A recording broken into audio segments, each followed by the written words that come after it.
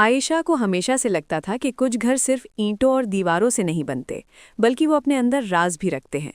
उसके घर के सामने जो सफ़ेद बंगला था वो भी ऐसा ही था। दिन में वो आम सा लगता था, मगर रात में उसकी खिड़कियां जैसे खामोशी से किसी को देखती रहती थीं।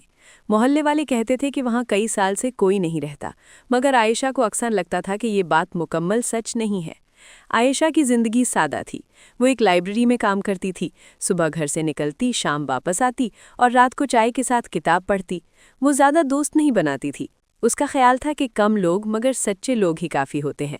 मगर उसकी पुरसुकून ज़िंदगी उस दिन बदल गई जब उसने पहली बार उस बंगले की ऊपर वाली खिड़की में हल्की सी रोशनी देखी। वो रात अंधेरी थी, हवा तेज़ चल रही थी। आयशा ने साफ देखा कि पर्दा हिला और जैसे कोई साया पीछे से गुजरा। उसके दिल में खौफ और तजस्सुस दोनों पैदा हुए। अगले दिन वो खुद को रोक ना सकी और बंगले के दरवाजे तक जा पहुंची। दरवाज़ा बंद नहीं था, सिर्फ हल्का सा धक्का देने से खुल गया। अंदर दाखिल होते ही उसे ठंडी सी हवा महसूस हुई। घर खाली था मगर वीरान नहीं था, जैसे कोई अभी अभी यहाँ से गया हो। दीवारों पर चंद तस्वीरें थीं। एक मेज़ पर आधा भरा हुआ पानी का ग्लास रखा था और कोने में एक पुराना रेडियो रखा था जो बंद था। मेज़ पर एक डायरी रखी थी। डायरी के पहले सफ़े पर लिखा था, अगर तुम ये पढ़ रही हो तो इसका मतलब है कि तुमने हिम्मत की है। आयशा चौंक गई, मगर उसने पढ़ना जारी रखा। अगले सफ़े पर लिखा था, मैं कई दिनों से तुम्हें देख रहा हूँ। तुम हर शाम खिड़की के पास खड़ी आसमान को देखती हो, जैसे किसी का इंतज़ार हो। आयशा के हाथ कांप गए। उसने जल्दी से डायरी बंद की और घर वापस आ गई, मगर उसके जहन में सवाल गूंजने लगे। वो कौन है जो उसे देख रहा है और क्यों?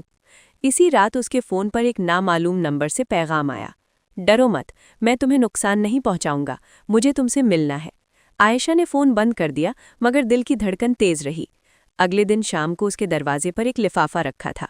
उसमें एक छोटा सा नक्शा था और नीचे लिखा था, अगर सच जानना है तो आज रात पुराने पुल पर आओ। आयशा ने बहुत सोचा, मगर आखिर वो चली गई। दरिया के किनारे हवा ठंडी थी और माहौल खामोश। वहाँ एक नौजवान खड़ा था। उसने अपना नाम रियान बताया। उसकी आंखों में सच्चाई थी मगर थकन भी थी। उसने कहा, मैंने तुम्हें डराने का इरादा नहीं किया था, मगर मैं मुश्किल में हूं और मुझे किसी ऐसे शख्स की ज़रूरत थी जो डर के बावजूद सच सुन सके। रियान ने बताया कि वो एक बड़ी कंपनी में काम करता था और उसने कुछ ऐसे राज देख लिए थे जो गलत लोगों से जुड़े थे। जब उन्हें शक हुआ तो वो उसके पीछे पड़ गए। उसने आर्जी तौर पर इस बंगले में पनाह ली, मगर वो अकेला था और उसे किसी पर भरोसा करना था। आयशा को शक भी था और हमदर्दी भी। उसने कहा, तुमने मुझे क्यों चुना? रियान ने आहिस्ता से जवाब दिया, क्योंकि तुम्हारी आंखों में खौफ कम और सवाल ज़्यादा होते हैं और ऐसे लोग सच का साथ देते हैं। दोनों ने फैसला किया कि वो इस अहम फाइल को एक ईमानदार अफसर तक पहुंचाएंगे।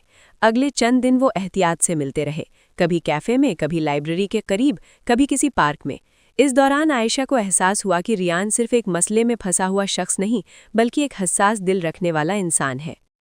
वो हर बात में आयशा की इज्जत करता, उसकी राय को अहमियत देता।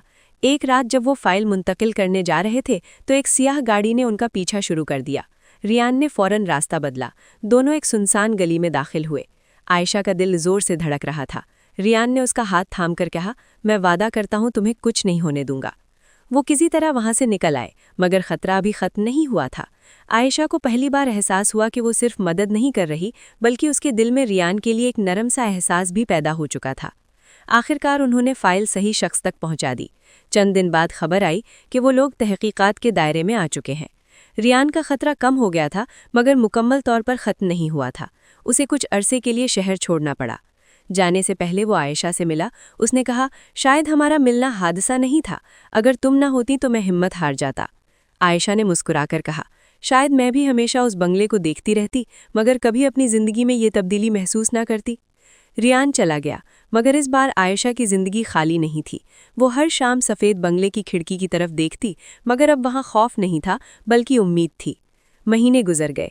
एक सुबह दरवाजे पर दस्तक हुई। आयशा ने दरवाज़ा खोला। सामने रियान था। उसके चेहरे पर सुकून था। उसने कहा, अब सब ठीक है, मैं वापस आ गया हूँ और इस बार कहीं नहीं जा रहा। अगर तुम चाहो तो मैं अपनी ज़िंदगी तुम्हारे साथ गुजारना चाहता हूँ। आयशा की आंखों में खुशी के आंसू आ गए। उसने खामोशी से दरवाज़ा खोल दिया और रियान अंदर आ गया। सफ़ेद बंगला, जो कभी राज और खौफ की अलामत था, अब मोहब्बत और एतमाद की निशानी बन चुका था।